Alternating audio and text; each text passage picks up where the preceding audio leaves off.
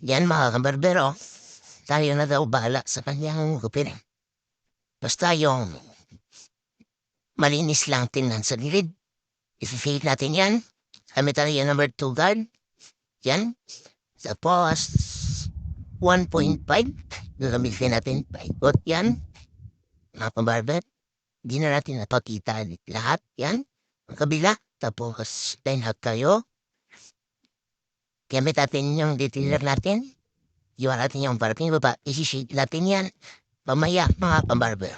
Tapos, gumamit tayo ng 0.5.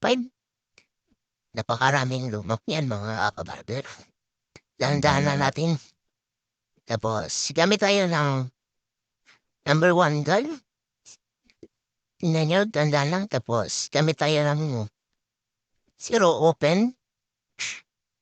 Para mabura yung line up natin. Dahan-dahan lang. Para huwag natin isagad. Yan. Scissor overcome tayo mga kabarber. Yan o.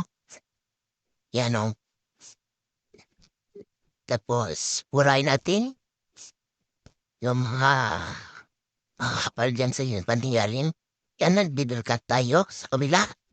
O sa kabila rin para mas maganda tingnan. And forward, turn tayo. Ano? O, tapos palitada na tayo mga kabarbero. Ang bilis lang, yan, nag-request yung customer natin ha, lagyan daw ng guhit. Yan. Yan, nag-shade na tayo sa guhit na ginawa natin. Tingnan nyo mga kabarbero. Kamangas niyan. Simple lang. Yan kabarbero. Tingnan nyo. Yan blower tayo. Yan naman yung may wagang spray natin mga kabarbero. Yung suklay-suklay.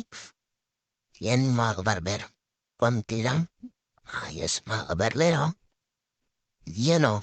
Tingnan mga kabarbero.